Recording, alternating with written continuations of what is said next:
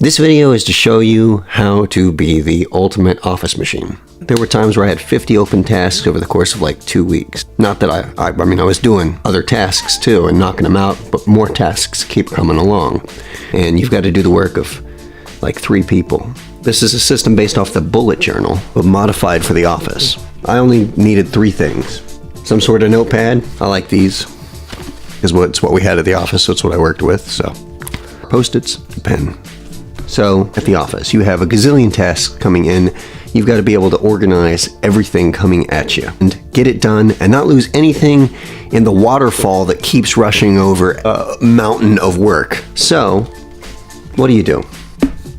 If you haven't looked up the bullet journal system, I recommend you do. Take a gander. It's like a basic bullet journal. It's real effective, and that's what I'm going to base mine off of, but I'll show you how it works. First thing that you want to do, you want to not be able to lose track of anything. You're going to do 2 things. You're going to number every single page, and on the first page, you're going to have your index.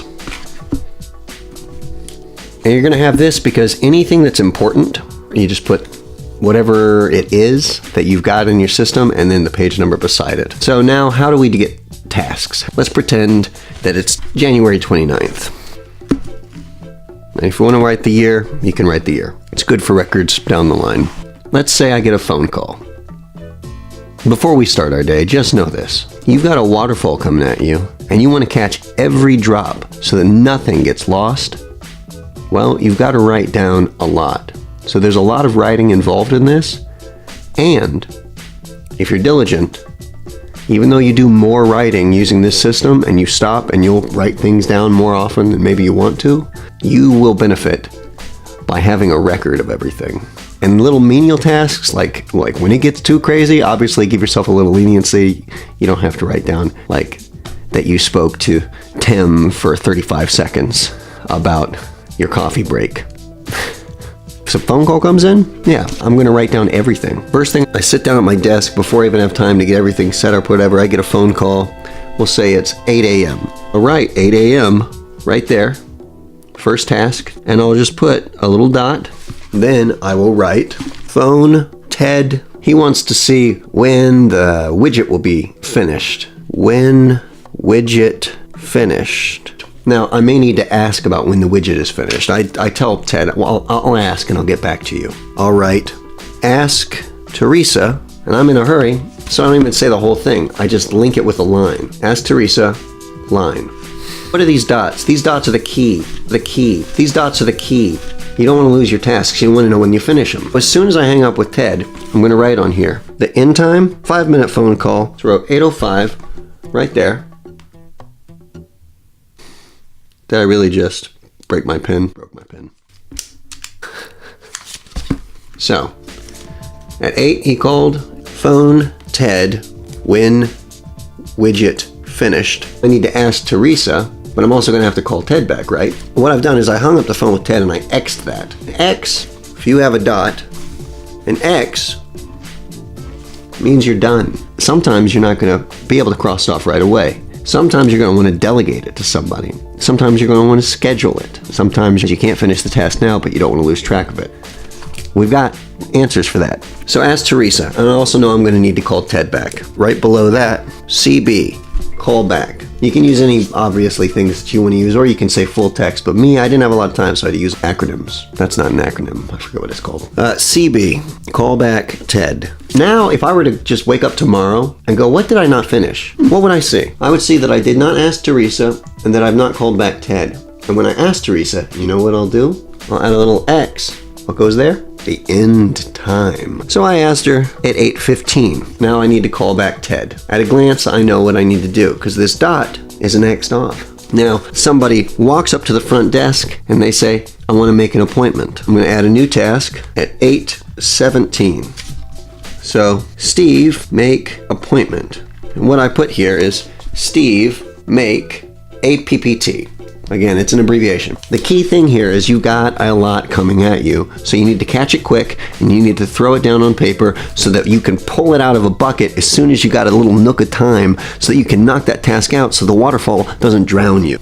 This is out of necessity, purely necessity. It means that you'll never lose track of a task. You will get everything done unless you just are avoiding doing something. You will at least see that you are avoiding doing it. So Steve makes appointment. Well, as soon as he's done making his appointment, 8:23. Also, I underline the end times because it makes it clear what's happening. I can see where I've started because the start time is always the same, but depending on how much I write, I won't always see the end time immediately.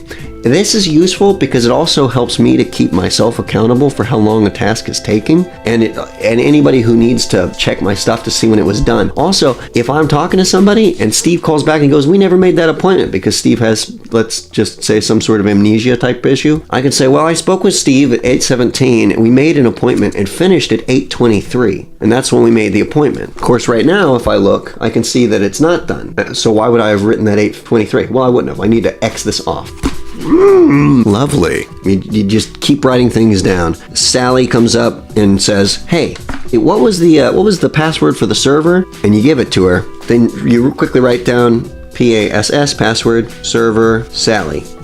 Pass, server, Sally. At 8:24. Or well, let's just say she came up while we were setting the appointment with Steve. And so I slip her the password. So she comes up at 8:22, a minute before I finished with Steve. And 8:22, I finish because it was a real quick exchange. So 8:22, she came up. 8:22.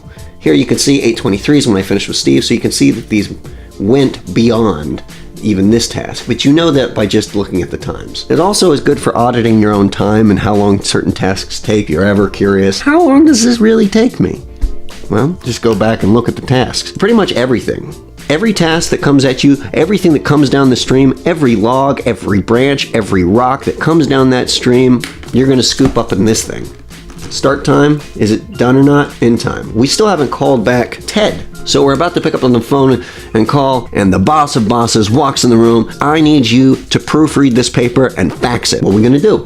We're going to add both tasks. Proofread docs paper and fax it. Proofread doc paper. And I use a line. I drop a line down to show that they're connected. This is simpler than writing. Well, the other option is you could write fax doc paper if you want to write that much. But if you are anything like me and you're living in a world where you have to be the absolute supreme machine of office getting things done, draw a line. And then beside that line, you're going to do a dot, fax. Now, I really do need to call Ted back. I told him I'd call him in a certain amount of time. So I've got these two, and they're not going to get lost in the fray. Also, what am I missing? I didn't write the start. Doc walked up to me at 8:24. So there we go, 8:24. Now these tasks are not done. I'm going to call back Ted. I pick up the phone. I call back Ted. I give him the news. He's happy about knowing when the widget's done. Oh, because I already asked Teresa. Also, another thing you're going to want to do, forgot to do this. Let's say that I asked Teresa, right, and finished that task at 8:15. So I could have wrote when I started to ask Teresa, but I didn't, and that's going to happen sometimes. So I'm pretty lenient about that. Just do your best, you know? As long as you're catching everything downstream, you don't have to be perfect, but you can if you want to be. Teresa gave me an answer, widget will be done February 2nd. So what I would do is write Feb 2nd somewhere in there. It doesn't even matter where, but I drew a little line, Feb 2nd. Call back Ted. Now I'm going to call him. I look at my watch.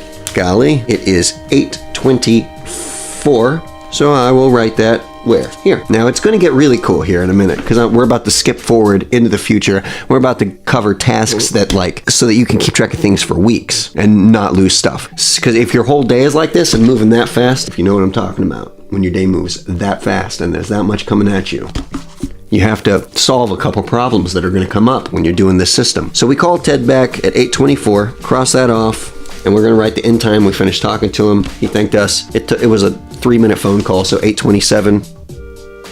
Need to underline that. I always underline to signify, to show myself where the end time is, because sometimes things get crazy. You get a whole page looking like this. There are other customizable things too that you can do, but I'll get to that in a little bit, so you can kind of see tasks in certain realms, like say it's everything that has to do with the boss of bosses, or it's everything that has to do with your specific manager, or if it's everything that has to do with, say, a particular client, like clients in general, or everything that has to do with a phone call. Like there are ways to cover that. Have to do with like pens or highlighters, colored pens, highlighters, and things like that. What I would do is, for instance, I would highlight over, if it was, say, I was wanting to keep track of everything that's a telephone call for some reason, I would highlight over the telephone calls with either highlighter or with a colored pen, and I would pick one specific color. And then if it's everything to do with, say, the boss of bosses, they have a color. So whatever comes up consistently gets its own color sometimes in the system. If I need to be able to see at a glance, this needs to get done for these particular things. This needs to get done for the boss of bosses. Highlight that. And every time I see like a purple highlighter or a purple pen written over my text, I instantly know that's a boss of bosses thing. I need to get on that. Get on that, man. Get on that, man. Come on. Now, what next? So we've still got to proofread the doc's paper and fax. Let's say it's a super short day. I don't have time to proofread the doc's paper and fax. Now, this is imaginary land, because what I want to show you is the future. The whole day goes like this. But let's say I didn't finish these 2 tasks by the end of January 29th. What do? When you get here the next day, page 3, January 30th, all right, I'm going to start moving tasks over because I need to see them getting done today. So I'm going to flip back to the previous day and we'll look.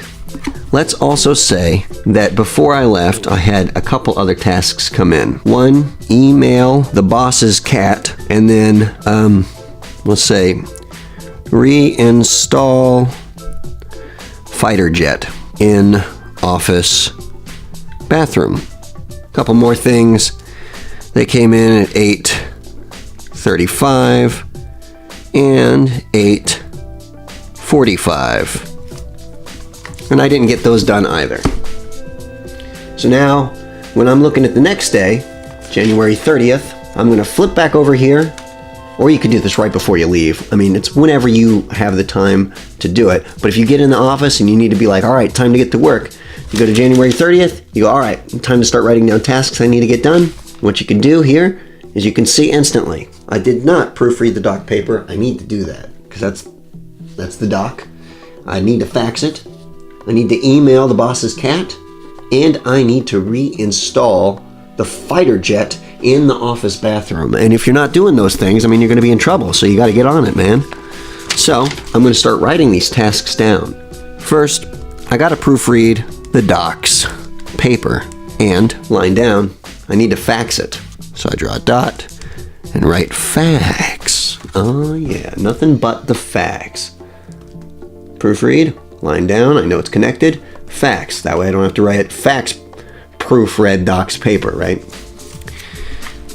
Now, what about the start time and end time? It came from a previous day. How do I signify that? You do a greater than sign. You see that? That means the task was moved to a future day. Here. But there's 2 things about this. One, when I look back at this and I see that it was moved to a future day, if I'm looking at this day in the future, just checking to see if I missed anything on this day, like a few days down the line, I need to see what page I moved it to. How am I supposed to know by just seeing that, where I moved it? What if I didn't get this task done for 3 days? I've created multiple pages, I've got multiple tasks going. If I look at that, how do I know where it went? So I have to write the page number that it went to. It went to page 3. So if you look right here, it says PG3. At a glance, I'll know instantly, proofread doc's paper. I had to move it to page 3. Now, how do I know on this page where it came from? Well, sure, I know because there's only 2 pages in this whole thing right now. But once you're this far into it, well, every left open task, at the end of the day, I put a letter beside it. A, I've got 4, B, C, and D. Proofread doc's paper is A. That's the first undone task by the end of the day. Fax. B, email the boss's cat. That's going to be C. Fighter jet in office bathroom. Naturally, that's terribly important, so that gets D.